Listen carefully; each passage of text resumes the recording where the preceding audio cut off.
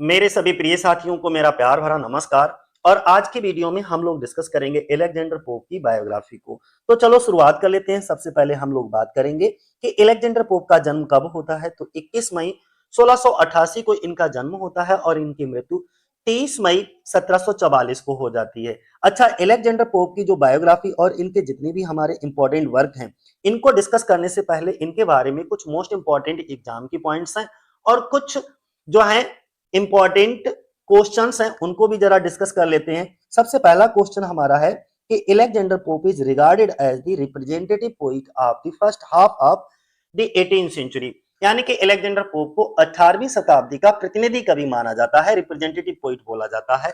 तो ये ध्यान बनाए रखना।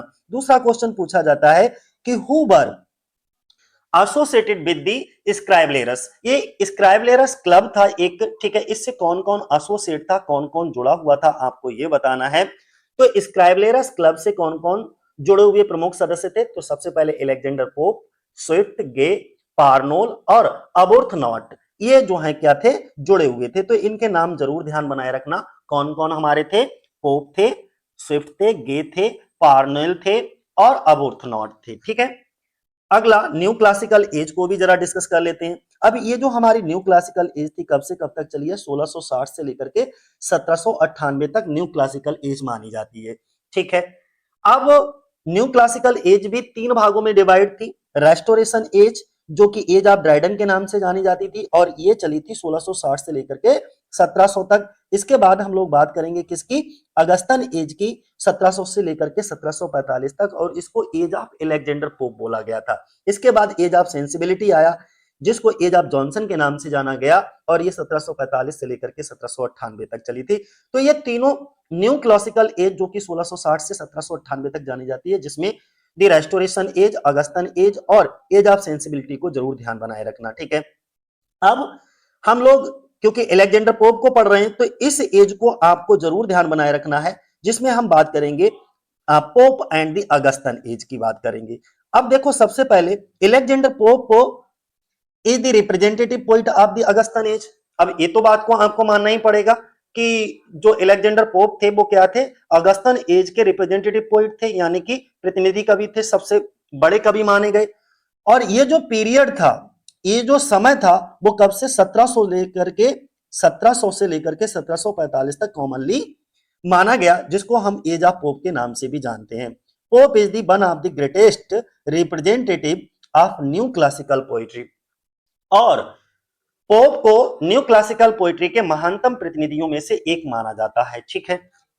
अब जैसे हिज पोइट्री रिफ्लेक्ट्स, अब इनकी जो पोइट्री थी वो किन किन चीजों को रिफ्लेक्ट करती है। इनकी पोइट्री में थोड़ा सा ऊपर कर लेते हैं जिससे आपको समझ आए, इनकी पोइट्री में क्या क्या चीजें आपको देखने को मिलेगी। तो उनकी जो कविता होती थी उसमें रीजन देखने को मिलता था, order, balance, bit, satire, classical influence, moral instruction, यानी कि तर्क, व्यवस्था, संतुलन। जो बिट कहेंगे तो बुद्धि, है ना। सटायर व्यंग होता है, क्लासिकल इन्फ्लुएंस क्या होता है, जो शास्त्रीय प्रभाव होता है उसको कहते हैं, और मोरल इंस्ट्रक्शन की नैतिक शिक्षा, ये आपको क्या देखने को इनकी पोइट्री के अंदर मिलेगा। इसका प्रभाव बहुत ज्यादा था। अब इनके कुछ फेमस कोटेशन है जो आपसे खूब पूछे जाते हैं, जिनको ध्यान बनाए रखना है। ये तीनों फेमस कोटेशन है आपके। To err is human, to forgive divine पहला है। तो टू एर इज ह्यूमन यानी कि गलती करना मानवीय स्वभाव है, टू फॉरगिव डिवाइन और क्षमा कर देना ईश्वरीय गुण है, ठीक है। पहला कोटेशन ये था, और ये कोटेशन अलेक्जेंडर पोप से ही रिलेटेड है। दूसरा कोटेशन था, a little knowledge is sorry a little learning is a dangerous thing. Actually little knowledge, यहाँ पे लर्निंग का मतलब नॉलेज ही है, लेकिन अगर ओरिजिनल कोटेशन की बात करें तो वहां पे लर्निंग ही लिखा है, ठीक है, जो पोप की है। इसका मतलब क्या है, a little knowledge is a dangerous thing, या अ लिटिल लर्निंग, यानी कि थोड़ा सा जो ज्ञान होता है वो खतरनाक चीज होती है, ठीक है। अधजल गगरी छलकत जाए, थोता चना बाजे गाना, वो कहानी समझ लीजिएगा। और इसके बाद में एक तीसरी कोटेशन और है आपके सामने, fools rush in where angels fear to tread. मतलब ये हुआ, जहां देवदूत भी जाने से डरते हैं, वहां मूर्ख बिना सोचे समझे आगे बढ़ जाते हैं। और ये प्रसिद्ध कोटेशन अलेक्जेंडर पोप से ही रिलेटेड है। बातें इतनी समझ में आई। अब हम इनके बर्थ की बात करेंगे, इनके जन्म की बात करेंगे। इनका जन्म कहां होता है? 21 एलेक्जेंडर पोप का जन्म 21 मई 1688 को लंदन इंग्लैंड में हुआ था और वे एक अंग्रेज कवि, अनुवादक और व्यंगकार थे, यानी कि इंग्लिश पोइट, ट्रांसलेटर और सैटायरिस्ट थे। ठीक है, अब पोप नेवर मैरिड, ये बात जरूर ध्यान बनाए रखना, पोप ने कभी भी शादी नहीं की, इनकी शादी नहीं हुई थी कभी भी। अब हम पेरेंट्स की बात कर लेते हैं, यानी कि इनके माता पिता कौन थे। तो एलेक्जेंडर पोप के पिता का नाम था एलेक्जेंडर पोप सीनियर, यानी कि इनके पिता का भी नाम यही था, इसीलिए हमने इनके नाम के आगे सीनियर लगा दिया। ठीक है, और इनके पिता का जो व्यवसाय था वो क्या था? एक लिलन लिलन मर्चेंट थे। लिलन क्या होता है? एक प्रकार का कपड़ा होता है, तो वो लिलन के कपड़े के व्यापारी थे इनके पिता। अगर हम इनके माता की बात करें तो इनकी माता का नाम एडिथ पोप था और उनके विवाह के पूर्व का नाम भी एडिथ टर्नर था। ठीक है, तो दोनों ध्यान बनाए रखना इनकी मां के बारे में, यहां पर देख लीजिएगा। और ये है, ठीक है, एडिथ पोप, ये इनकी माता का नाम था और इनके जब शादी नहीं हुई थी उससे पहले का नाम था एडिथ टर्नर। और both of his parents were Roman Catholic, ये मोस्ट इंपॉर्टेंट है कि उनके दोनों माता पिता जो थे वो क्या थे? रोमन कैथोलिक थे, ये कहीं नोट कर लीजिएगा। अगला हम डेथ की बाट करते हैं, यानी कि इनकी मृत्यु की बात करते हैं। तो एलेक्जेंडर पोप की मृत्यु जो है वो 30 मई 1744 को लगभग 56 वर्ष की आयु में इंग्लैंड के टुकैनम स्थित एक बिला में हो जाता है। तो कहनम क्या होता है? ये इनका एक बिला होता है जिसको वो खरीदते हैं इंग्लैंड में, तो वहीं पर इनकी मृत्यु हो जाती है। रिलीजन की बात करें तो रिलीजन में ये एलेक्जेंडर पोप जो है वो रोमन कैथोलिक थे, तो रोमन कैथोलिक इनका क्या हो जाएगा? धर्म हो जाएगा, रिलीजन हो जाएगा। अगर हम लिटरेरी एज की बात करें तो अगस्तन एज यानी कि न्यू क्लासिकल एज से ये बिलोंग करते थे। ठीक है, इतनी बातें हमें समझ में आ गई। अब फेमस फॉर ये किस लिए प्रसिद्ध थे? तो सटायर और हीरोइक कपलेट के लिए ये बहुत ज्यादा फेमस थे। मेजर कंट्रीब्यूशन की अगर हम बात कर लेते हैं कि इनका मेजर कंट्रीब्यूशन क्या था, तो ट्रांसलेशन ऑफ होमर। पोप का ऐतिहासिक योगदानों में अगर हम बात करें तो होमर की रचनाओं का अनुवाद जो है वो शामिल है। अगला पोप्स फैमिली एंड रिलीजन की बात कर लेते हैं। तो Pope was born in a Roman Catholic family, most important है। पोप का जन्म जो है वो एक रोमन कैथोलिक परिवार में होता है। अब इनके पिता के बारे में हम बता ही चुके हैं, इनके पिता कौन होते हैं? एलेक्जेंडर पोप सीनियर होते हैं, जो कि एक लीलन मर्चेंट दिखाए जाते हैं। और इनकी माता का नाम क्या होता है? एडिथ टर्नर होता है, लेकिन ये विवाह से पूर्व का नाम है एडिथ टर्नर।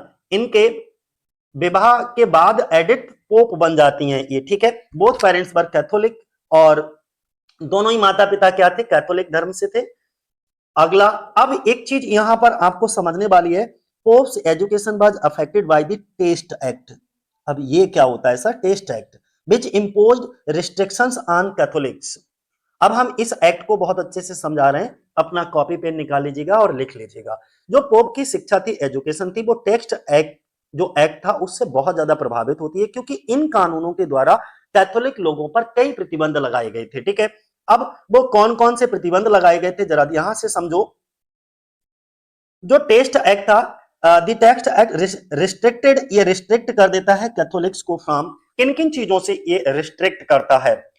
तो देखो, टीचिंग से, ठीक है, attending universities, voting, holding public offices, तो इन सब चीजों से क्या कर देता है? दूर कर देता है। टेस्ट एक्ट के कारण कैथोलिक जो लोग होते थे वो कहीं पर भी कोई शिक्षण कार्य नहीं कर सकते थे, किसी भी विश्वविद्यालय में पढ़ा भी नहीं सकते थे, मतदान करने का भी अधिकार नहीं था। और जो हमारे पब्लिक जो है होल्डिंग पब्लिक ऑफिस होते थे, यानी कि सार्वजनिक पदों पर नियुक्त होने पर भी इनको प्रतिबंधों का सामना करना पड़ता था इसी एक्ट के कारण। कौन सा एक्ट? Test act. ठीक है, टेस्ट एक्ट। तो इसका प्रभाव जो है वो एलेक्जेंडर पोप का जो एजुकेशन था उस पर बहुत ज्यादा देखने को मिलता था, क्योंकि ये कहीं पर भी पढ़ ही नहीं पाते थे, तो इसीलिए ये क्या करते हैं, इनकी जो शिक्षा दीक्षा होती है वो खुद से ही करते हैं, सेल्फ एजुकेटेड होते हैं। अब एग्जाम में क्या पूछा जाता है आपसे? पूछा जाता है कि pops Catholicism significantly affected his education and opportunities. Pope के कैथोलिक धर्म ने, क्योंकि इनका कोई कसूर नहीं था, ये कैथोलिक धर्म में इनका जन्म हुआ तो इनका कसूर थोड़े ना था, यहाँ के लोगों के द्वारा बनाए गए नियम कानूनों का, ऊंच नीच, असमानता, ये सब पहले भी व्याप्त थी, आज भी व्याप्त है। ठीक है, तो जो पोप के कैथोलिक धर्म में उनकी जो शिक्षा थी या जो अवसर थे, अपॉर्चुनिटीज थी, उसको महत्वपूर्ण रूप से बहुत ज्यादा प्रभावित किया था। तो आपको समझ में आ गया होगा, ठीक है, कि किस तरीके से। अच्छा, एक चीज इनके बारे में ध्यान रखना कि होमर का अनुवाद इनके द्वारा किया जाता है और इनका एक विला होता है ट्विंकैनम, ठीक है, उसका नाम होता है। अब एजुकेशन मैं बता ही चुका हूं, इसमें बताने के लिए चाहो तो एक बार फिर से देख लो थोड़ा सा एजुकेशन के बारे में, हम डिटेल कर देते हैं यहां से। जो पोस्ट फॉर्मल एजुकेशन की बात करें तो वाज लिमिटेड, वो लिमिटेड थी बिकॉज, अब क्यों लिमिटेड थी आप जानते हो, रिस्ट्रिक्शंस ऑन कैथोलिक्स, क्योंकि कैथोलिक लोगों पर बहुत सारे प्रतिबंध लगा दिए और उन प्रतिबंधों के कारण जो अलेक्जेंडर पोप की औपचारिक शिक्षा थी वो बहुत ज्यादा सीमित रही। अगर हम स्कूल्स की बात करें तो स्कूल्स में आपको देखने को मिलेगा कि he was taught to read by his aunt. जो पोप अलेक्जेंडर पोप थे तो उनकी आंट के द्वारा उनको पढ़ना सिखाया गया था शुरुआत में, स्कूल से एजुकेशन की तौर पर अगर हम बात करें। इसके बाद में he attended Twyford school around 1698 to 99। उन्होंने लगभग 1698 या 99 के आसपास टफार्ड स्कूल से शिक्षा प्राप्त की थी। तो टफार्ड स्कूल भी ध्यान बनाए रखना, ये रहा आपका। और later he attended 2 Catholic schools in London, और इसके बाद उन्होंने लंदन के 2 कैथोलिक स्कूल्स में शिक्षा प्राप्त की, ठीक है। तो ये भी ध्यान बनाए रखना। सेल्फ एजुकेशन वाली बात आपके एग्जाम में पूछी जाती है, क्या पूछी जाती है, pope was largely self educated through extensive reading. Extensive reading यानी कि पोप ने व्यापक जो अध्ययन था वो क्या था, काफी हद तक स्वयं शिक्षा प्राप्त की थी, ये ध्यान बनाए रखना, ठीक है। राइटर्स स्टडीड बाय पोप, अब पोप के द्वारा कौन कौन से राइटर्स को स्टडी किया गया था अपने आप से, तो उन्होंने सबसे पहले होरेस को स्टडी किया। होरेस के बाद में देखो कौन कौन से कवियों को उन्होंने स्टडी किया, जैसे हॉरेस हो गए, जोवेनल हो गए, होमर है, वर्जिल है, जोफ्री चौसर है, विलियम शेक्सपियर है और जॉन ड्राइडन, इन सब का उन्होंने अध्ययन किया था। लैंग्वेजेज स्टडीज, अब इनके द्वारा कौन कौन सी लैंग्वेज को स्टडी किया गया वो भी आप देख लीजिएगा। अब अलेक्जेंडर पोप ने देखो कितनी सारी लैंग्वेजेस का अध्ययन किया है, अंग्रेजी, फ्रेंच, इटालियन, लैटिन, ग्रीक, इन सभी भाषाओं का उन्होंने बहुत अच्छे से अध्ययन किया था। अब एग्जाम फैक्ट आपको क्या याद बनाए रखना है, अगर हम एग्जाम फैक्ट की बात करें तो Pope was largely a self educated poet, ये आपसे पूछा जाता है क्योंकि इन्होंने, ये जो एक ऐसे इकलौते कवि हैं जो स्वयं शिक्षित कवि हैं, ठीक है। अब अगर ऊपर बढ़ते हैं तो इनके बारे में इंपॉर्टेंट लिटरेरी इन्फ्लुएंसेस देखो, बोला गया इनके ऊपर जो लिटरेरी इन्फ्लुएंस थे वो कौन कौन से थे, कौन कौन से प्रभाव थे, तो क्लासिकल राइटर्स का इनके ऊपर बहुत ज्यादा प्रभाव था। तो हम शुरुआत में बोलेंगे, अगर हम क्लासिकल राइटर की बात करते हैं तो Pope was influenced by the classical writers, जैसे होरेस, क्लासिकल राइटर, इनके ऊपर बहुत ज्यादा प्रभाव पड़ा था, होरेस, जोवेनल, होमेल, वर्जिल, इन सब का। तो ये हमारे क्लासिकल राइटर हैं जिनका बहुत ज्यादा प्रभाव किसके ऊपर पड़ा था, अलेक्जेंडर पोप के ऊपर। इनके नाम जरूर ध्यान बनाए रखना, पहला नाम होरेस है, दूसरा जोवेनल, होमर और वर्जिल। अगला, तो क्विक रिवीजन में बस इतना ही ध्यान रखना है, क्या ध्यान रखना है, क्लासिकल इन्फ्लुएंसेस अगर पूछा जाए तुमसे तो होरेस, जोवेनल, होमर, वर्जिल, इनका नाम लोगे। लेकिन इनके साथ ही साथ कुछ इंग्लिश राइटर्स का भी इनके ऊपर इन्फ्लुएंस था। वो इंग्लिश राइटर हमारे कौन कौन से थे जिनका इनके ऊपर इन्फ्लुएंस था, वो थे हमारे जोफ्री चौसर, ठीक है, विलियम शेक्सपियर और जॉन ड्राइडन, ये हमारे इंग्लिश राइटर थे जिनका प्रभाव इनके ऊपर देखने को मिलता था। यानी कि ये भी कह सकते हो अंग्रेजी लेखों में पोप के ऊपर जो है जोफ्री चौसर, विलियम शेक्सपियर, जॉन ड्राइडन, इनसे बहुत ज्यादा प्रभावित थे अलेक्जेंडर पोप। तो इंग्लिश इन्फ्लुएंसेस चौसर, शेक्सपियर, ड्राइडन, और classical influences Horace, Jovenel, Homer, Virgil, इतनी बातें हमें समझ में आ गई। अब इंपॉर्टेंट चीज क्या है जो तुम्हें ध्यान बनाए रखना है एग्जाम पॉइंट ऑफ व्यू से, सबसे पहले Dryden was a major influences on Pope. इन सभी कवियों में जॉन ड्राइडन का जो प्रभाव था वो सबसे ज्यादा था पोप के ऊपर, बहुत ज्यादा महत्वपूर्ण था, ठीक है, किसका, जॉन ड्राइडन का। Pope inherited from the new classical tradition, अब बोला ये भी गया है कि पोप ने जो न्यू क्लासिकल परंपरा थी, ट्रेडिशन थी, उसको इनहेरिटेड किया, जैसे क्वालिटीज ऑफ बिट की बात करेंगे, ऑर्डर की बात करेंगे, डेकोरम की बात करेंगे, रीजन और सटायर, तो ये सब थोड़ा सा ऊपर कर लेते हैं, हाँ, इसका बिट, ऑर्डर, डेकोरम, रीजन और सटायर, इन सब का प्रभाव आपको देखने को मिलेगा, यानी कि पोप ने ये इनहेरिट कर लिया और किससे इनहेरिट किया था? न्यू क्लासिकल ट्रेडिशन से इनहेरिट किया था। इन सभी क्वालिटीज को, पोएट्री लिखने की क्वालिटीज आप कह सकते हो, जिसमें बिट नजर आएगा, ऑर्डर सीक्वेंस नजर आएगा, डेकोरम नजर आएगा, रीजन होगा, सटायर होगा, ये सब चीजें, ये सारी विशेषताएं इन्होंने जो है न्यू क्लासिकल ट्रेडिशन से प्राप्त की। तो अगर क्वेश्चन आपसे यह पूछा जाए कि न्यू क्लासिकल ट्रेडिशन से इन्होंने कौन कौन सी चीजों को प्राप्त किया है, यानी कि न्यू क्लासिकल ट्रेडिशन से कौन सी विशेषताएं प्राप्त की हैं, तो कौन कौन सी? बिट, ऑर्डर, डेकोरम, रीजन और सटायर। अब हम बात करते हैं इंपॉर्टेंट लिटरेरी फ्रेंड की, बात कर लेते हैं कि इनके कौन कौन से महत्वपूर्ण साहित्यिक व्यक्ति थे जिनके संपर्क में ये आए थे। तो किन किन के संपर्क में ये आए? Pope became associated with the several important literary figures। बोला गया है अलेक्जेंडर पोप कई महत्वपूर्ण साहित्यिक व्यक्तियों के संपर्क में आए, जैसे his important literary friend included. अगर हम बात करें तो सबसे पहले उनके नाम देख लीजिएगा कौन कौन से हैं। ये सभी हमारे नाम है, थोड़ा सा नीचे कर लेते हैं नहीं तो कट जाएगा। हाँ, पहला नाम है जॉन कैरल, जो कि आगे चल करके इनके बहुत अच्छे दोस्त भी बनते हैं, ठीक है। और इन्हीं के लिए इन्होंने जो है एक वर्क भी डेडिकेट किया है, और उस वर्क को आप जरा कमेंट कर दीजिएगा, बहुत इंपॉर्टेंट है, जॉन कैरल के लिए डेडिकेट है। तो पहला नाम कौन है इनकी दोस्तों की लिस्ट में? जॉन कैरल हैं, विलियम बिचर्ली हैं, विलियम बाल्स हैं, इसके बाद में विलियम कनग्रीव हैं, सैमुअल गार्थ हैं और विलियम ट्रम्बुल हैं। तो ये क्या है? कुछ नाम थे। अब जॉन कैरल की बात कर लेते हैं। सबसे पहले जॉन कैरल की अगर हम बात करें तो ये पोप के बहुत अच्छे दोस्त हैं, पोप के बहुत अच्छे मित्र हैं, सबसे पहली चीज है।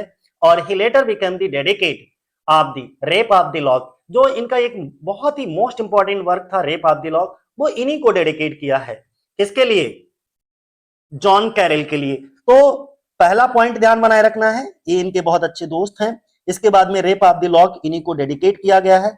और he introduced Pope to literary figures such as, और इसके बाद में उन्होंने पोप का परिचय जो है बिचर्ली और वाल्स जैसे साहित्यिक व्यक्तियों से कराया था। किससे? बेचर्ली और वाल्स जैसे जो साहित्यिक फिगर थे उस जमाने के, उनसे कराया गया था। चलो हम लगे हाथों विलियम बॉल्स को भी समझ ही लेते हैं ये कौन थे। अगर हम विलियम बॉल्स की बात करते हैं, help Pope revise his early major work.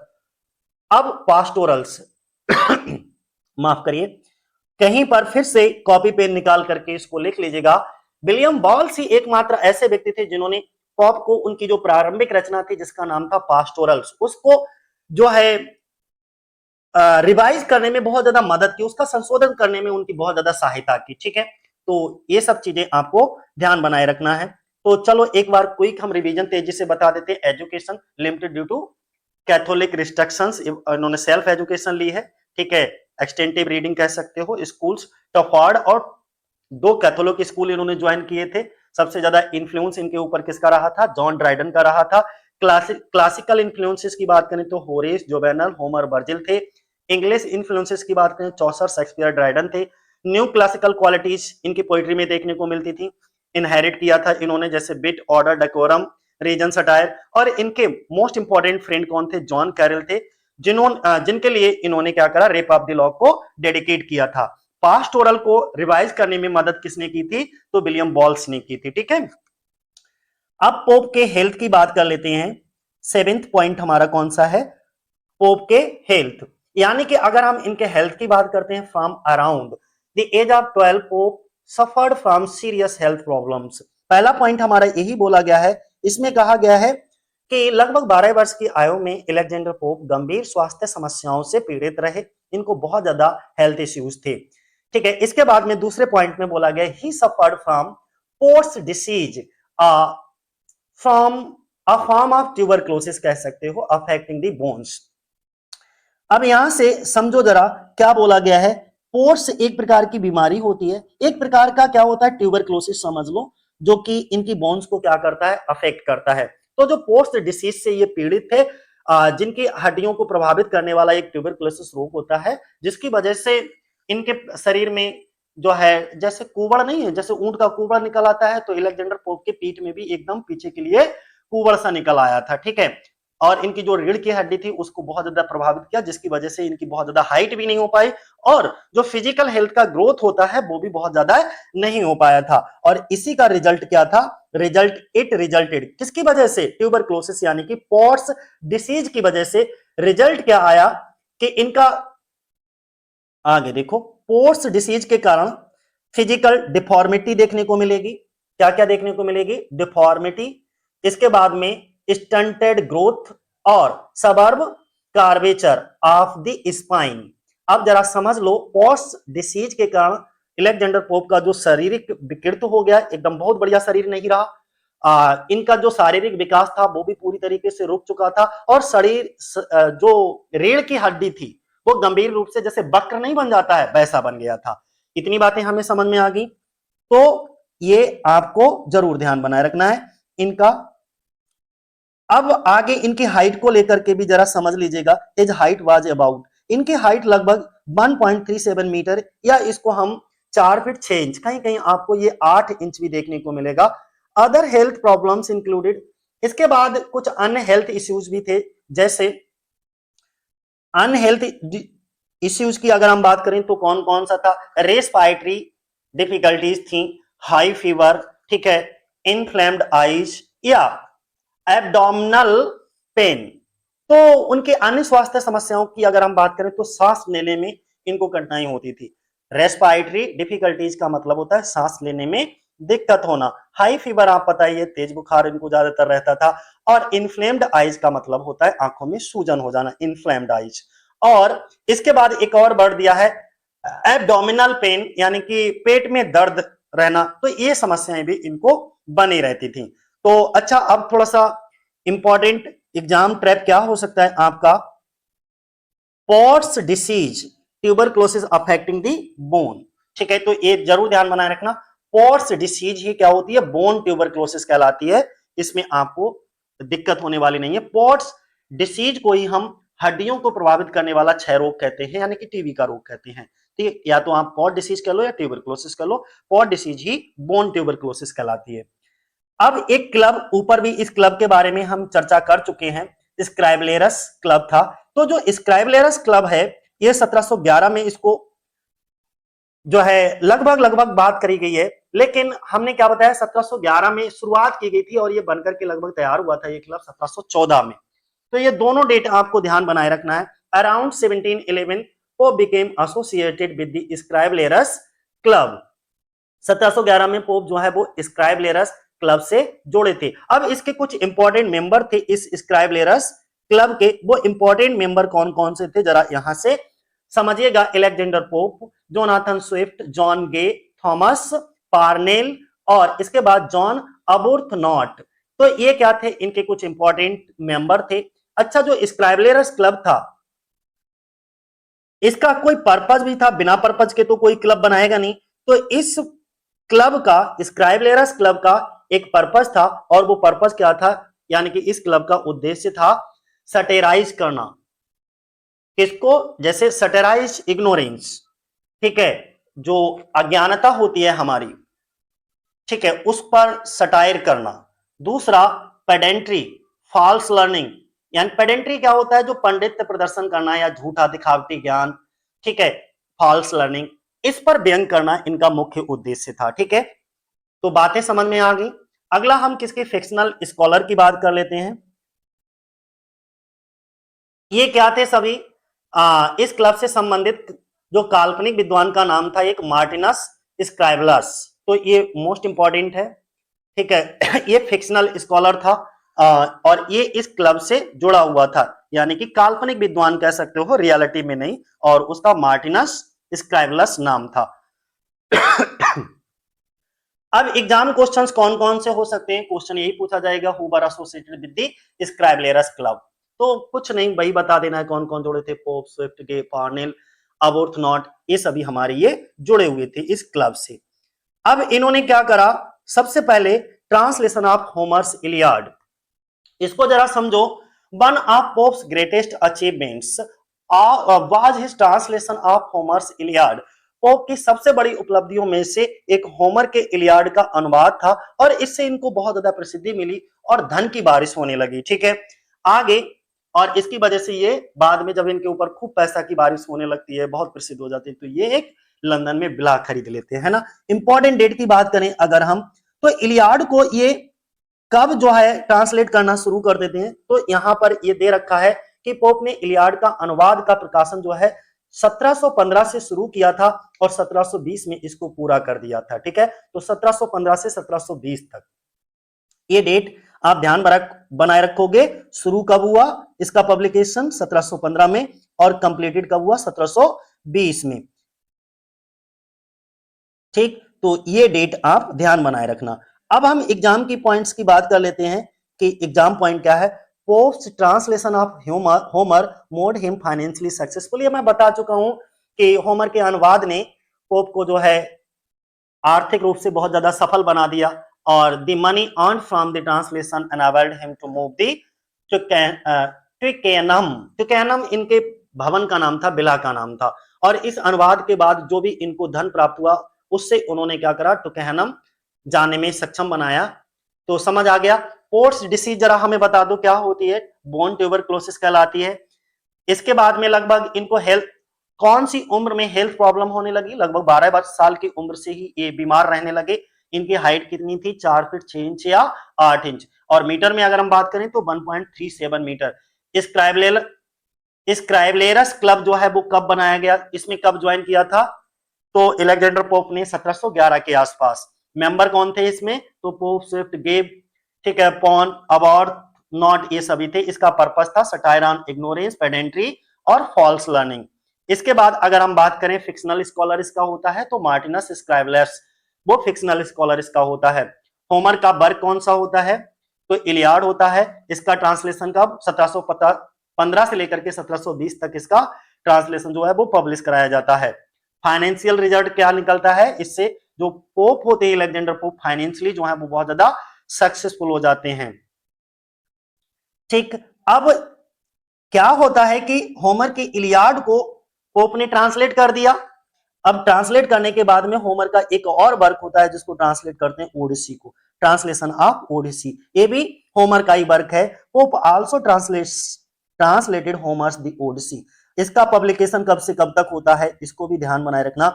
First 3 volume इसके आते हैं 1725 में, और फाइनल 3 वॉल्यूम्स आते हैं इसके 1726 में। तो टोटल वॉल्यूम कितने, 6 वॉल्यूम में ये पब्लिश हुई थी 1725 से लेकर के 1726 तक। इंपॉर्टेंट बात इसमें क्या है, दोनों को, इलियाड जो है वो कब आई है 1715 से लेकर के 1720 में, और ओडिसी को कब ट्रांसलेट किया गया है 1725 से 1726 में, ठीक है। मेमोरी ट्रिक के रूप में आपको ध्यान बनाए रखना, इलियाड पहले यानी कि इलियाड अर्लियर और ओडिसी लेटर, बाद में आई है। अब दी डांसियार्ड की बात कर लेते हैं हम लोग। किसकी बात करेंगे, डांसियार्ड की बात करेंगे। अगर हम डांसियार्ड की बात करें, जरा समझो इसको, पोप्स मेजर सटायरिकल पोइम। ये अलेक्जेंडर पोप की जो है वो क्या है, बहुत ही बड़ी सटायरिकल पोइम है, तो इसको जरूर ध्यान बनाए रखना है। सटायरिकल पोइम है ये, यानी कि व्यंग्यात्मक कविता है। It's early version appeared in 1728, और इसका जो शुरुआती वर्जन आया था वो कब आया था, 1728 में आया था। इसके बाद अगर हम बात करें लुइस थ्यूवाल्ड की बात करते हैं, तो Lewis Theobald was the central target and character in the first version of the डांसियार्ड।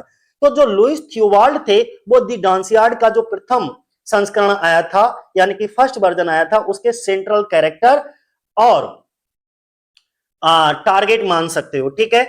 Louis Theobald was a Shakespearean scholar. ये आपको मैं बता देता हूं कि लुइस थ्यूवाल्ड कौन थे, एक शेक्सपियरियन स्कॉलर थे, ठीक है। हैड क्वेरल्ड विद पोप, और इसके बाद में क्या होता है, लुइस थ्यूवाल्ड शेक्सपियर के विद्वान थे और उनका पोप के साथ विवाद हुआ था, इसलिए वे मूल रूप से डांसियार्ड के केंद्रीय पात्र बने थे, ठीक है। And therefore become the central figure of the original Dunciad. इसके बाद में हम बात करेंगे डांसियार्ड बेरियोरम की बात करते हैं, अपीयर्ड इन 1729 में। यानी कि जो डांसियार्ड बेरियोरम था, इसका प्रकाशन कब होता है, इसका प्रकाशन होता है 1729 में, ठीक है। अगर हम एग्जाम सीक्वेंस की बात कर लेते हैं, किस तरीके से आप ध्यान बनाए रखोगे, तो डांसियार्ड कब आई है 1728 में, और अगर हम डांसियार्ड बेरियोरम की बात करते हैं तो ये 1729 में आई है। अब अलेक्जेंडर पोप के ऊपर कुछ पुस्तकें भी लिखी गई हैं, बुक भी लिखी गई हैं, और वो इंपॉर्टेंट बुक कौन सी हैं? तो अगर हम मेनार्ड मैक की बात करते हैं, मेनार्ड मैक ने अलेक्जेंडर पोप अ लाइफ करके एक बुक लिखी है। तो ये पहला पॉइंट आप ध्यान बनाए रखोगे, मेनार्ड मैक ने अलेक्जेंडर पोप अ लाइफ नामक पुस्तक लिखी। इसके बाद किसकी बात करते हैं? पीटर क्वेनेल की बात करते हैं। इन्होंने भी एक पुस्तक लिखी थी जिसका नाम था Alexander pope the education of genius, ये पुस्तक लिखी थी, ठीक है। तो इसको भी, और तीसरी पुस्तक की अगर हम बात करते हैं, तीसरी पुस्तक वो कौन है? John Paul Rousseau. John Paul Rousseau ने भी एक पुस्तक लिखी थी जिसका नाम था Alexander Pope tradition and identity, ठीक है। तो ये तीन राइटरों के नाम है, तीनों ने ये पुस्तक लिखी है इनके ऊपर, तो इनको जरूर ध्यान बनाए रखना है। सबसे पहले मेनार्ड मैक का नाम ध्यान बनाए रखना है, इन्होंने अलेक्जेंडर पोप अ लाइफ लिखा है। पीटर क्वेनल ने द एजुकेशन ऑफ जीनियस लिखा है, और जॉन पॉल रूसो ने ट्रेडिशन एंड आइडेंटिटी को लिखा है, ठीक है। अब जीआईसी लेक्चरर में सबसे ज्यादा याद रखने वाली जो टाइमलाइन है वो ये है, और इस टाइमलाइन को जरूर ध्यान बनाए रखना। सबसे पहले 1709 में क्या आया है? पास्टोरल्स इनके आए हैं।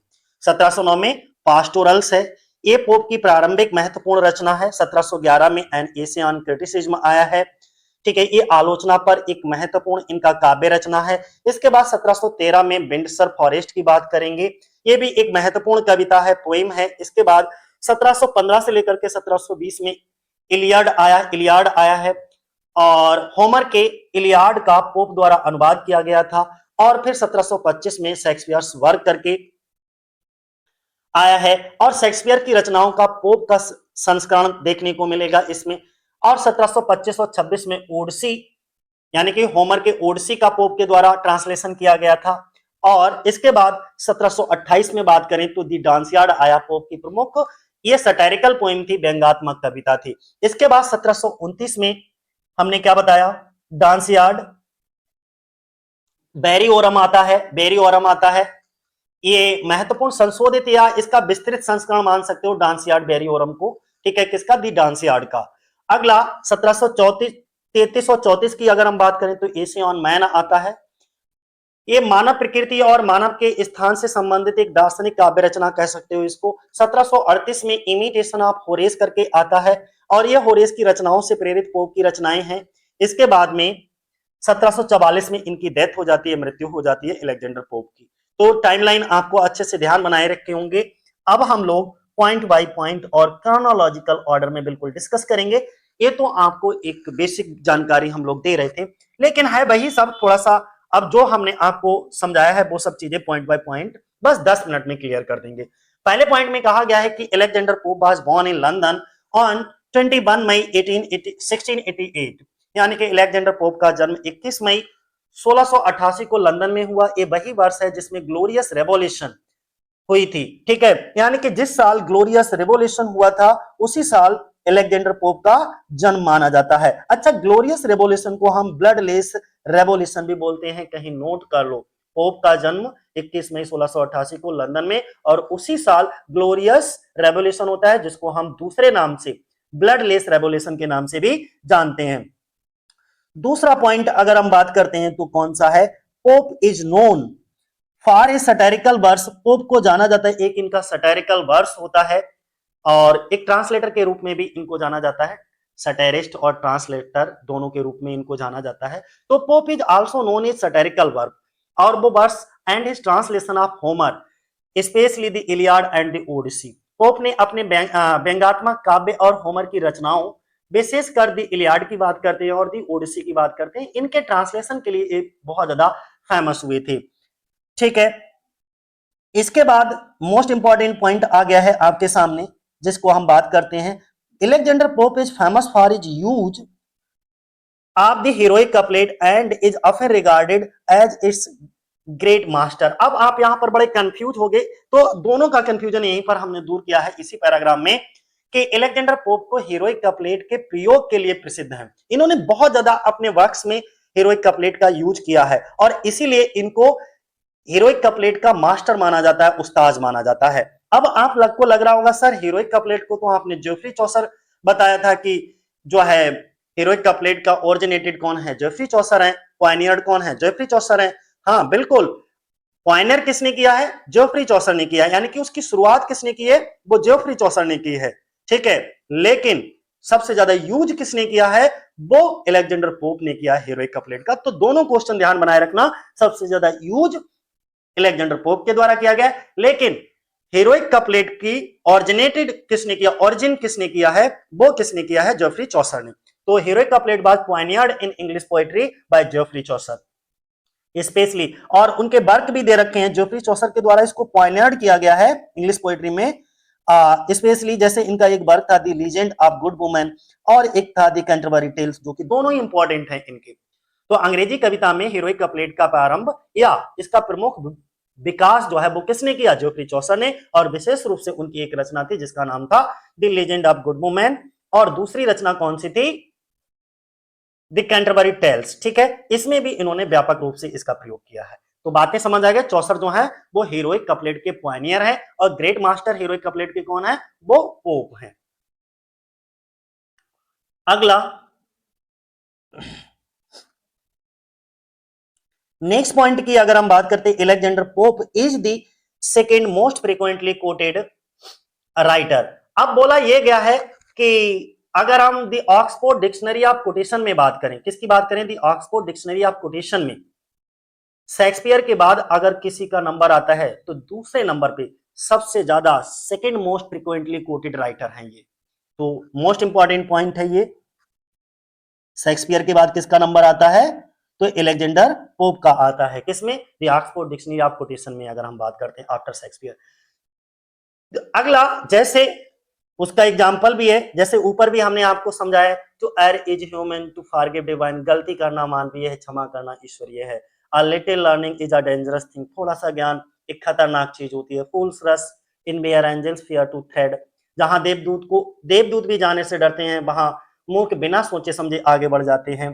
तो ये क्या थे? कुछ इंपॉर्टेंट फैक्ट थे, और ये सभी कोटेशंस कहां से ली गई थी?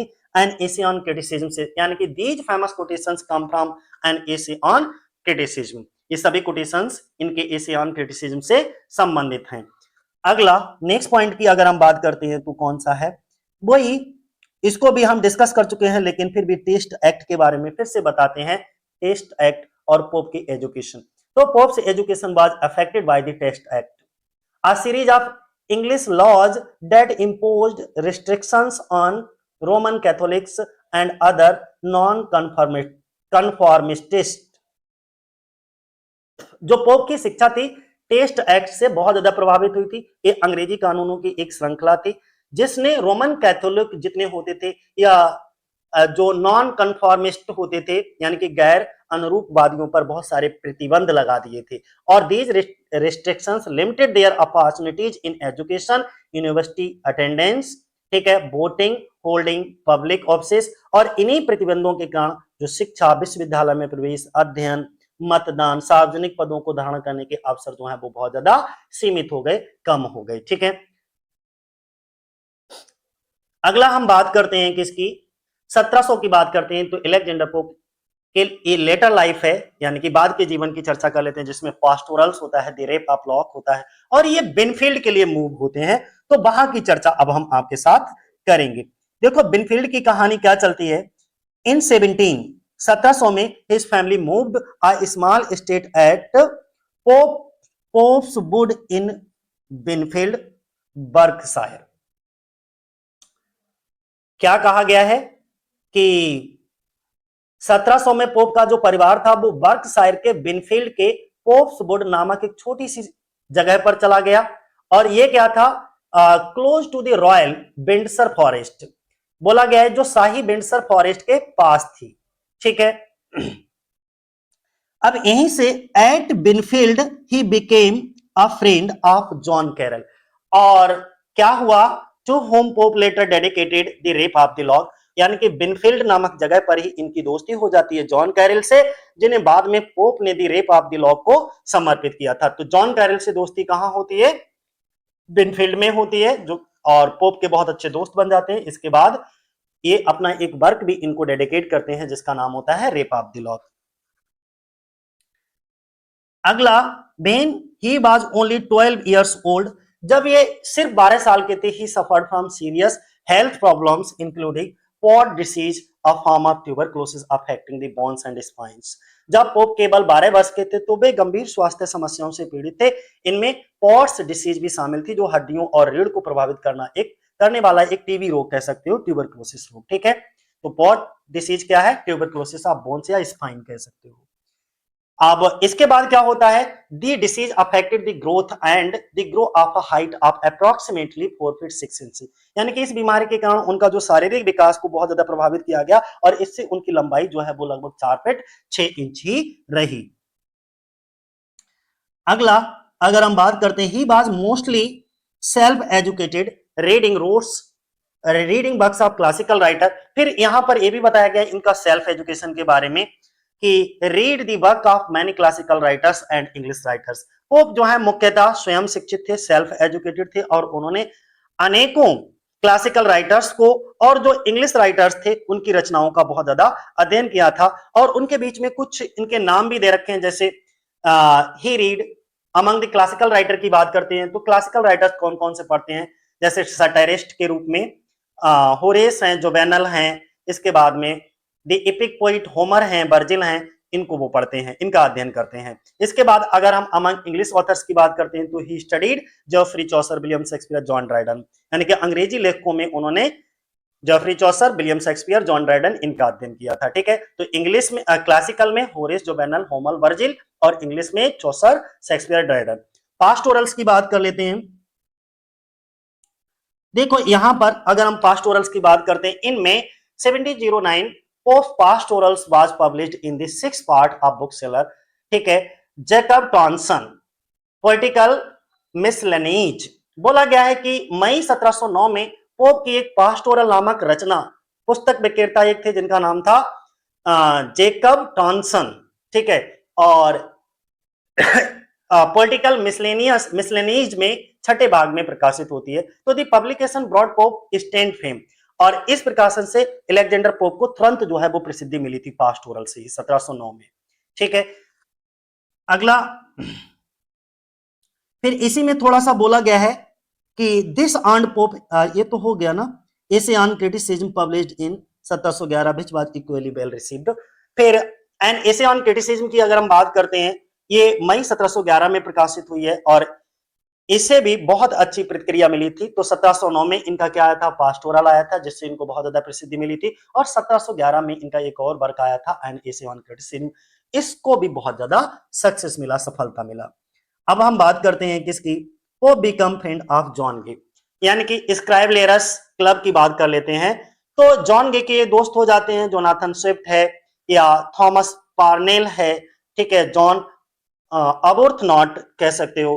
तो पोप की मित्रता आप किस किस से होती है? दोस्ती किन किन से होती है? जॉन गे से होती है, जोनाथन स्विफ्ट से होती है, थॉमस पार्नेल से होती है, जॉन अथुर्बनॉट से हो जाती है। ठीक है, और together with Pope they form the Scriblerus Club in 1714। अब देखो पोप के साथ मिलकर उन्होंने 1714 में स्क्राइबलेरस क्लब का गठन किया। तो यहीं से आपको बस ध्यान बनाए रखना है कि स्क्राइबलेरस क्लब का गठन कब होता है? 1714 में होता है। ठीक है, तो द क्लब वाज डिवोटेड, और ये जो क्लब था वो साहित्यिक और जो बौद्धिक मूर्खताएं होती हैं या जो दोष होते हैं, फॉलीज होती हैं, उन पर इंटेलेक्चुअल फॉलीज कह सकते हो, लिटरेरी सटायरिंग कह सकते हो, तो इसके लिए ये समर्पित था। The club gradually came to an end around, और ये क्लब समाप्त हो गया धीरे धीरे, लगभग 1745 के आसपास ये क्लब जो है वो समाप्त हो गया। ठीक है, 1745 में। अगला हम बात करते हैं, किसकी बात करते हैं? ट्रांसलेशन ऑफ होमर की बात करते हैं, तो किंगम। तो pops translation of Homer brought him a great deal of money. Alexander pope ने जो होमर का ट्रांसलेशन किया था, अनुवाद किया था, उससे इनको बहुत ज्यादा धन की प्राप्ति हुई और the money allowed Pope to move. इसके बाद इस धन के कारण पोप जो है वो 1719 में टुकिंगम स्थित एक विला में रहने के लिए चले गए। तो टुकिंगम में कब गए थे? 1719 में गए थे। ठीक है, अब किसकी बात करते हैं? रेप ऑफ द लॉक की बात करते हैं। तो देखो दी रेप ऑफ द लॉक में अगर हम बात करते हैं तो ये एक अच्छा वर्क था, बहुत फेमस था अलेक्जेंडर पोप का the rape of the Lock. एक मॉक एपिक या मॉक हीरोइक एपिक वर्क है, ठीक है, नरेटिव पोइम कह सकते हो इसको। The poem is written in heroic couplet, और इस पोइम को हीरोइक कपलेट में लिखा गया है। Which are pairs in rhyming lines iambic pentameter, और इसकी जो राइमिंग लाइंस हैं वो किसमें है, आइम्बिक पेंटामीटर में लिखी गई हैं। पब्लिकेशन हिस्ट्री की बात कर लेते हैं रेप ऑफ द लॉक की। तो this poem was first published anonymously, इनका जो फर्स्ट वर्जन आया था वो 1712 में आया था, और ये अनोनिमसली आया था। और जब ये 1712 में पहली बार अनोनिमसली पब्लिश हुआ था तब इसमें मात्र 2 कैंटोज थे, ठीक है, यानी कि ये कविता पहली बार 1712 में गुमनाम रूप से प्रकाशित हुई थी, मात्र 2 कैंटोज के साथ में। A revised and expanded edition of this poem came in 1740, यानी कि 1714 में क्या हुआ, इसका एक्सपेंडेड वर्जन आया था, रिवाइज्ड वर्जन आया था, ठीक है। और जब ये 1714 में आया था तब इसमें टोटल कितने 3 कांटोज और जोड़ दिए थे, तो टोटल कितने हो गए 5 कांटोज में आया, यानी कि 1714 में इसका जो संशोधित और जो विस्तृत एडिशन आया था वो 5 कांटोज के साथ में पब्लिश हुआ था, ठीक है ना, यानी कि 2 कांटोज और प्लस 3 न्यू कांटोज, ठीक है, टोटल कितने 5 कांटोज हो गए। अब 1700 इसके बाद में हम क्या करते हैं कि इसका जो फाइनल फॉर्म आया था with further corrections Clarissa's speech appeared in 1770। अब 1717 में इसका फाइनल वर्जन आया था करेक्शन के साथ में, जिसके अंदर जो है वो क्लैरसाज की स्पीच को भी जोड़ा गया था, यानी कि इसका अंतिम रूप जिसमें आगे के संशोधन में क्लैरसा का भाषण भी शामिल था, जो कि 1717 में पब्लिश हुआ था, ठीक है। नेक्स्ट हम बात करते हैं किसकी, this poem is based on a real incident, और ये जो पोइम है ना, real incident behind the poem ये कह सकते हो, इस पोइम के अंदर जो है वो रियल इंसिडेंट पर आधारित पूरी की पूरी कविता है, इन्वॉल्विंग, और ये पूरी की कविता जो है cutting of a young women lock of hair, एक कविता एक वास्तविक घटना पर आधारित है, जिसमें एक युवती के बालों की एक लट को काट दिया जाता है और उसी के इर्द गिर्द पूरी कहानी घूमती रहती है, the rape of the lock. The incident was brought to Pope's attention by his friend John Caryll, और इस घटना की जानकारी पोप को उनके एक मित्र होते हैं जिनका नाम होता है जॉन कैरल, उनके द्वारा दी जाती है, ठीक है। और इसके बाद ये वर्क जो है लास्ट में अलेक्जेंडर पोप जॉन कैरल को ही डेडिकेट कर देते हैं। अब इनके कुछ मोस्ट इंपॉर्टेंट वर्क हैं, इसके ऊपर भी हम बता चुके हैं, लेकिन अब एक एक करके इनको समझते चलिएगा, ठीक है। अच्छा, थोड़ा सा रिवीजन कर दें। 1712 में Rape of the lock, Rape of the lock का टाइम लाइन बताना है। 1712 में अनोनिमसली 2 कांटोज आए थे, 1714 में रिवाइज्ड और एक्सपेंडेड फॉर्म आया था जिसमें 5 कांटोज थे, फाइनल वर्जन इसका करेक्शन के साथ आया था, और साथ ही साथ इसमें क्लैरसा की स्पीच भी जोड़ दी गई थी, ठीक है। अब 1709 में पास्टोरल्स की बात करते हैं। पास्टोरल्स पोप की पहली प्रकाशित रचना थी, और ये 1709 में प्रकाशित हुई थी, बस इतना ही ध्यान रखना है। अच्छा, जब पास्टोरल जो है पब्लिश हुई थी तो ये पोलिटिकल मिसलेनियस में पब्लिश हुई थी, और इसको एडिट किया गया था जैकब टॉनसन के द्वारा, ठीक है, इससे इनको खूब प्रसिद्धि मिली थी। इसके बाद 1711 में कौन सा आया था, एन एसे ऑन क्रिटिसिज्म आया था। अगर हम एसे ऑन क्रिटिसिज्म की बात करें, ये महत्वपूर्ण आलोचनात्मक कविताओं में से एक थी, ठीक है, हीरोइक कपलेट में इसको लिखा गया था। लिटरेरी क्रिटिसिज्म टेस्ट, जजमेंट और रूल्स की बात करता है।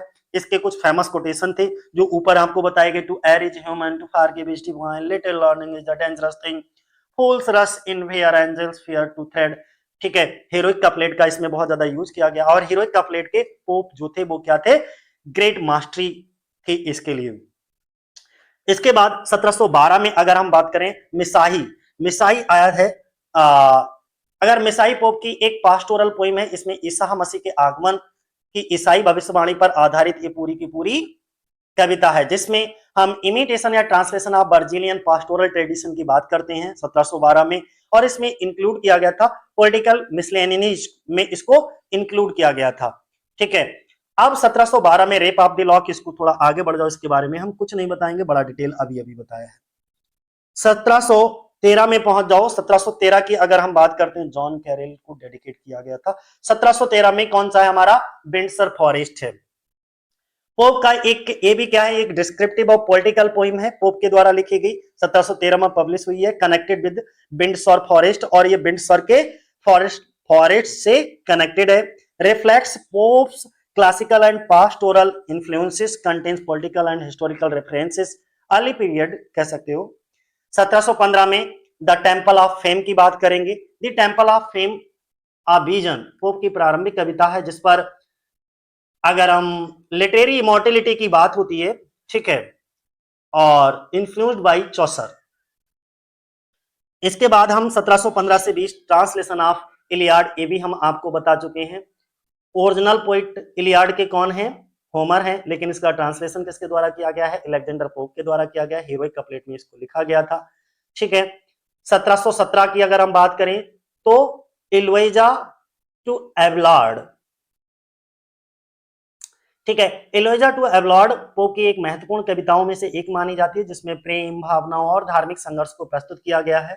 1717 में पब्लिश हुआ और हीरोइक कपलेट में इसको लिखा गया है। अगला 1717 में ही एक और है, 3 आवर्स आफ्टर मैरिज।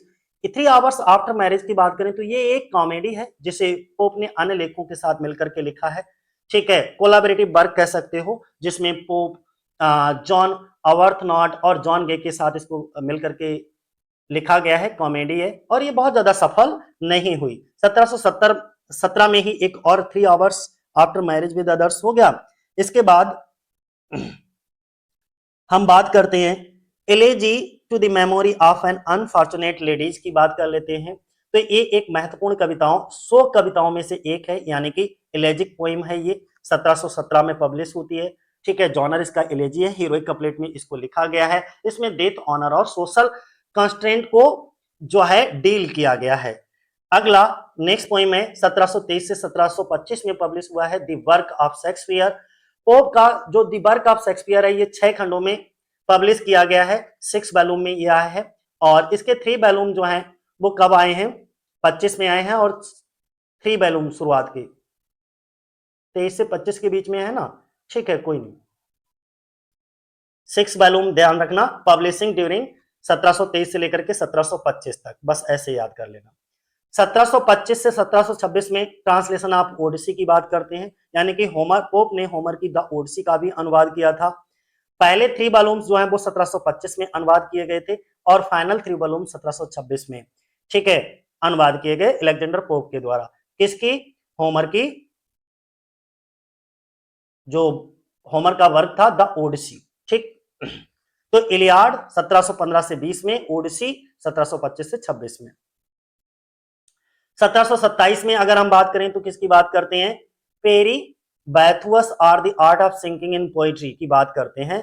ये एक व्यंग्यात्मक रचना है, 1727 में पब्लिश होती है। इसका फुल टाइटल यही है, Peri Bathous or the art of sinking in poetry, ठीक है।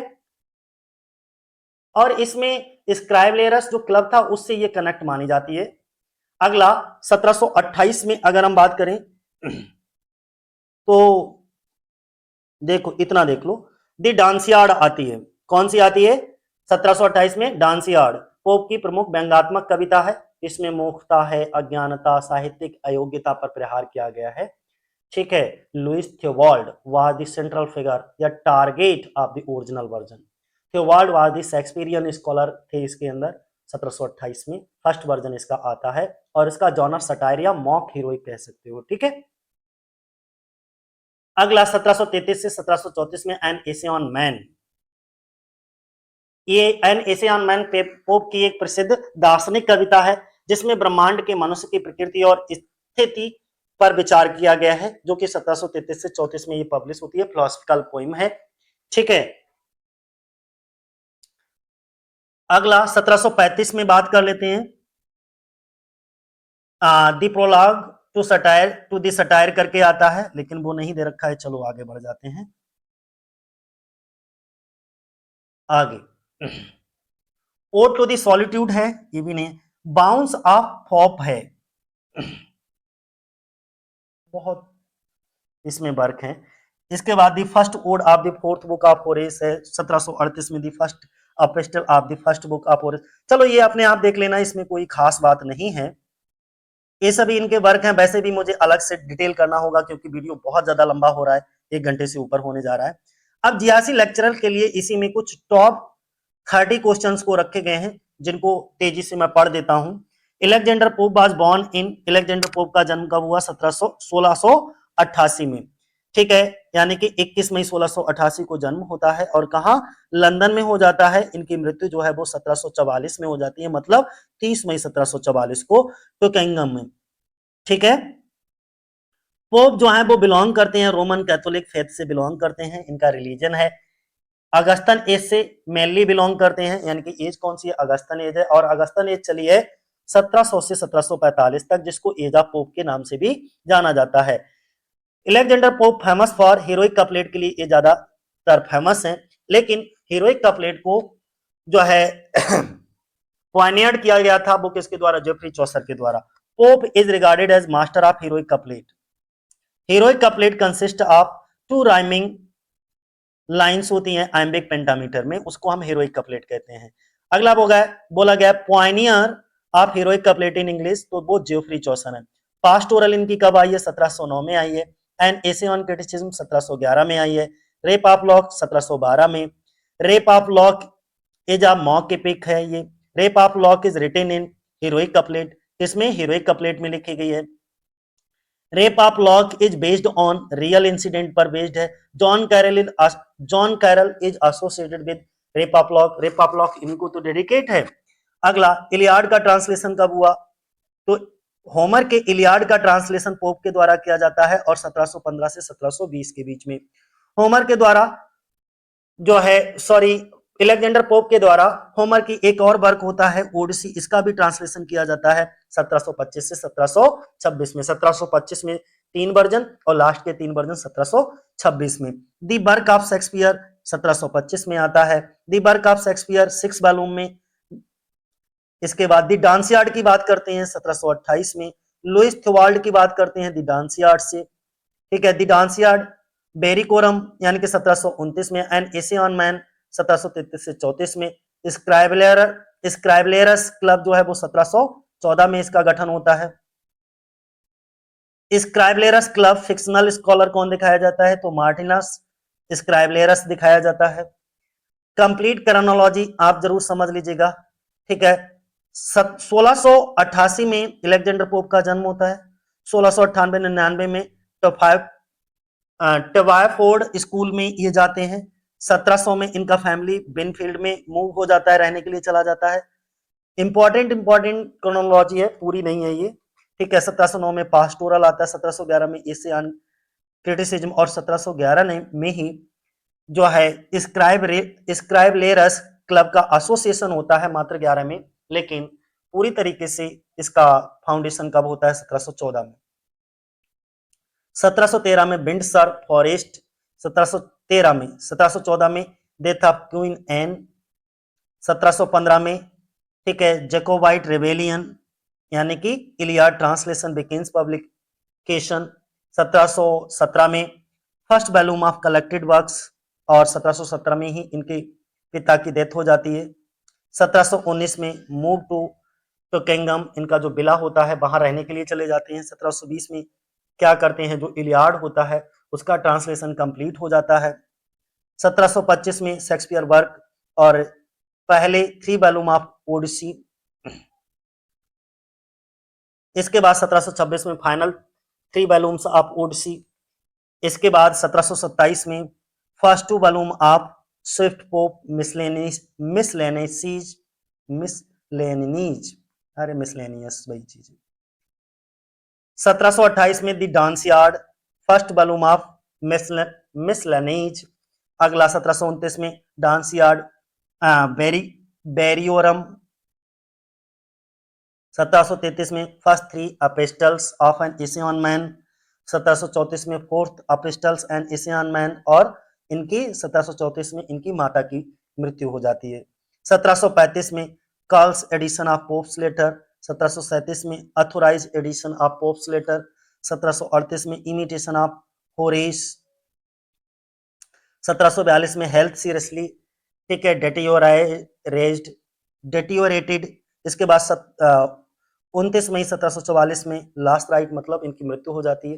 30 मई 1744 को डेथ एट टुकेंगम, ठीक है। तो ये थी इनकी पूरी की पूरी कहानी। आज के लिए इतना ही। जय हिंद, जय भारत। वीडियो बहुत ज्यादा लंबा होता है तो बहुत तेजी से समझाना पड़ता है। फिलहाल ऊपर हम डिटेल से बता चुके थे, लास्ट में वो थोड़ा सा डिटेल था इसलिए हमने इसको लंबा खींचा। ठीक है, आज के लिए इतना ही। जय हिंद, जय भारत साथी।